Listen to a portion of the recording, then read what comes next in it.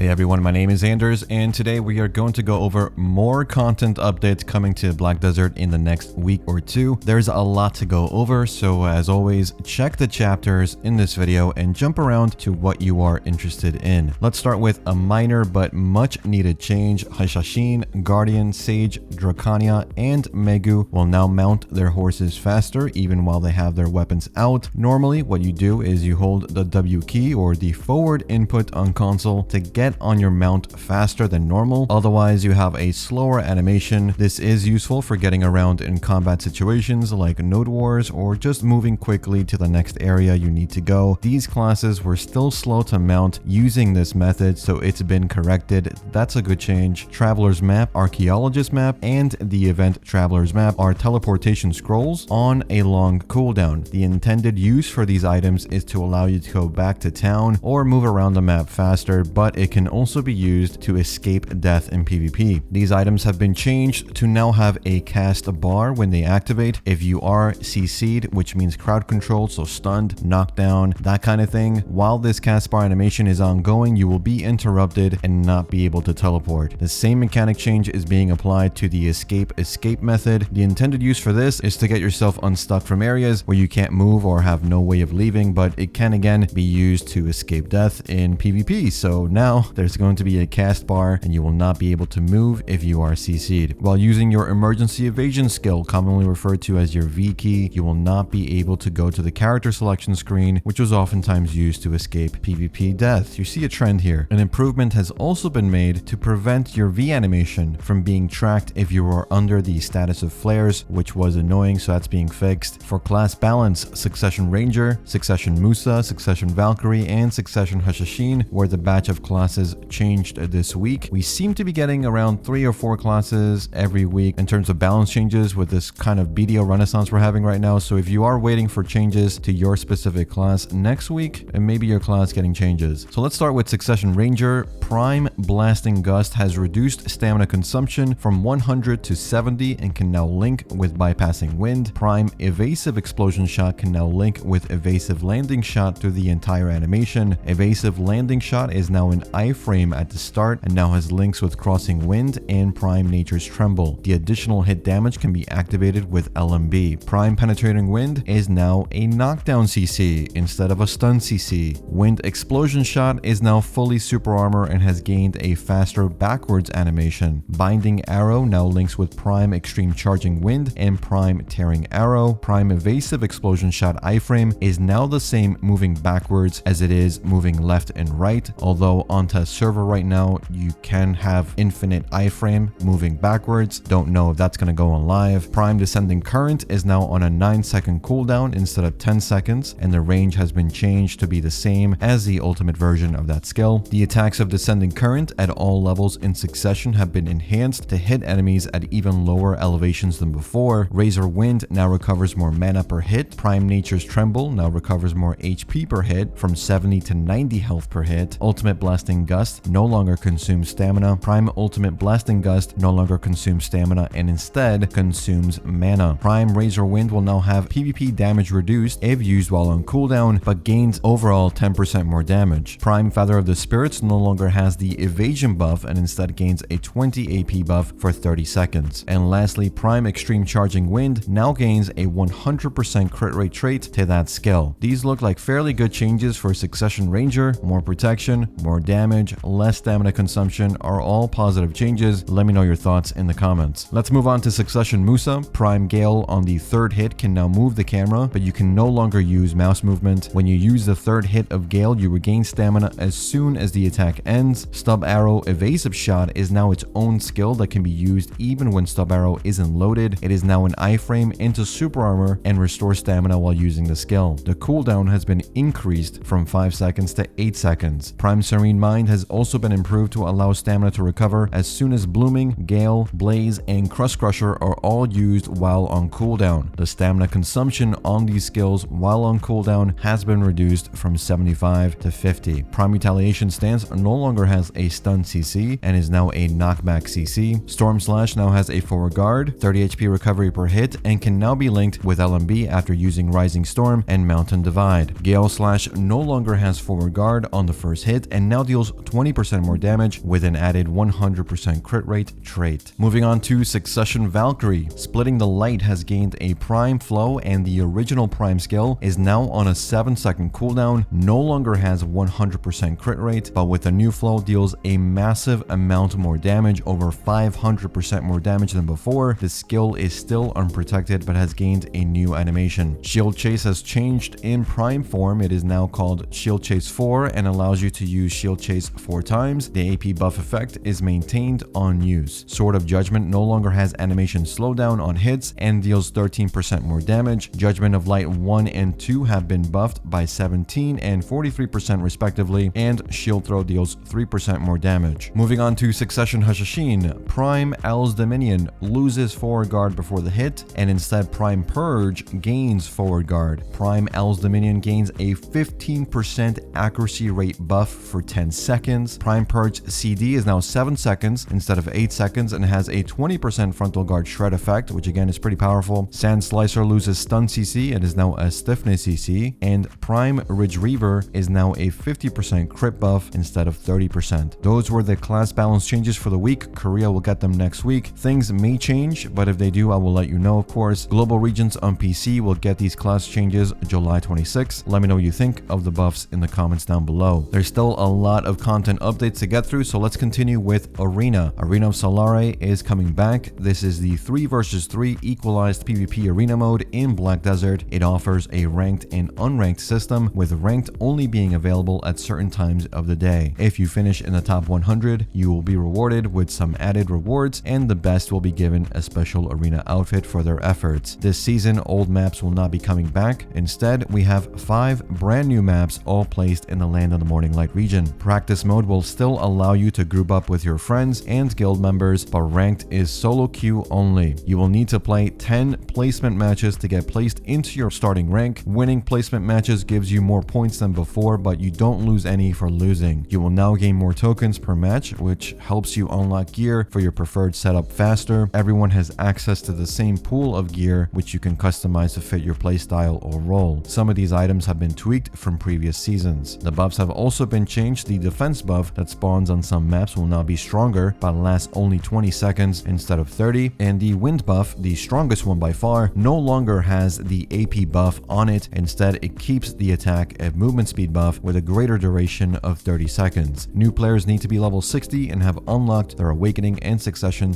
to participate in Arena of Solare. Moving on, Black Shrine rewards for Calamity 6 and 7, which are the hardest ones we have right now, have been improved to now drop up to duo Dehkia earrings at a chance. Florchestra instrument quests have been improved to allow new players to start them faster and need less quest objectives to complete. The Fruit of Enchantment quest was really difficult to accomplish because of the scarcity of that item on the marketplace, so that has been changed. Gold bars will now weigh a lot less than before, which will help new players with inventory and weight limit issues. Even with Null, the Ocean Treasure has been updated to no longer need a stat requirement to equip. Barter level 5 goods value has increased by 2 to 5 million silver each, and the amount of crow coins you get from trades has also increased by 20%. Central market price changes have also been updated to the Dehkia items. They are now up to twice as valuable as before. Pankadri rings max price has also been increased by nearly 200%. Ash Forest, a high-end grind zone, has been improved to allow more density in that area, and with this improvement comes the new treasure item, Dehkia's Lantern. When you activate this item, the surrounding area will be transformed into elite versions of those monsters. These work in Ash Forest and Olin's Valley right now, with plans to add more spots very soon. These new elites will respawn immediately after defeating them, so you can feasibly grind one pack of monsters or a small rotation effectively. The new elites will also drop new accessories and higher value loot. For Ash Forest, they will drop based to duo Dehkia necklace. They will also drop the gaze to craft the base necklace. Olin's Valley elites will drop the new Dehkia earrings from base to duo, making them a high value spot for players wanting to hunt for that item. It is also a group spot, which is nice. You will need 310 AP and 410 DP to grind these new areas with the Dehkia Lantern. To get this Dehkia treasure item, you will need to do a quest in Olin's Valley, which is in the Odolita region. You will see a UI indicator showing you the lantern is active and how much fuel is left. You can disactivate the lantern this way as well. There is a 10-minute cooldown between activating and disabling the lantern. Currently, the lantern has 300 durability, consuming 1 durability per minute, so that's 5 hours of grind per fuel load. To refuel the lantern, you will need the Light of Dehkia, which is an item that can be obtained by heating Pry to try yellow grade accessories combined with magical lightstone crystals. However, some accessories will give more light depending on their rarity or value, even if they are the same yellow grade accessory. The Dehkia lantern itself is an inventory item. You can move around different characters, but if you do lose it, you can craft another one. I will make a full guide on how Dehkia's lantern works once we get the update on live servers, which will be the final version, since we may see some tweaks to the system. Let me know your thoughts in the comments down below. High-end zones aren't the only ones getting buffed either. Valencia zones, which are entry, I would say, to mid-tier, are getting buffed with higher drop rates for rare items in Desert Fogan, Desert Naga, and Gahaz bandit areas. Monsters will also respawn twice as fast, and loot value has increased for some areas. Find My Item has been improved. This function already allows you to find an item and tell you where it is on your account. Now, if you have maids available, you can retrieve that item straight away into your inventory from the Find My Item UI, which is a very nice quality of life change. Abyss Magnus has been made easier for new players, which is a good thing, and a ton of quest improvements have been made in response to new player feedback, which should make the game more smooth while going through the required main story quest lines to unlock certain content of the game. We also have a new outfit announced coming to global PC on July 26th. This one is for Dark Knight, Dracania, Nova, and Kuno. I'll have a showcase once it releases in Korea on the channel next week. It seems like the game just keeps getting better and better with these updates, but if this is the first time you are hearing about Global Labs, these patches are previews for what is to come for Korea next week, and then global the following week. Sometimes we do get updates alongside Korea, which is nice, but usually the wait time is about 1 week, at most maybe 2 weeks. Little reminder, support your creator event is on. Every purchase you make, you can use the code Anders. Capitalization does not matter, and at no additional cost to you. I will get a small kickback, always appreciated. And as always, thanks for watching, thanks for listening. I'll see you all in the next one.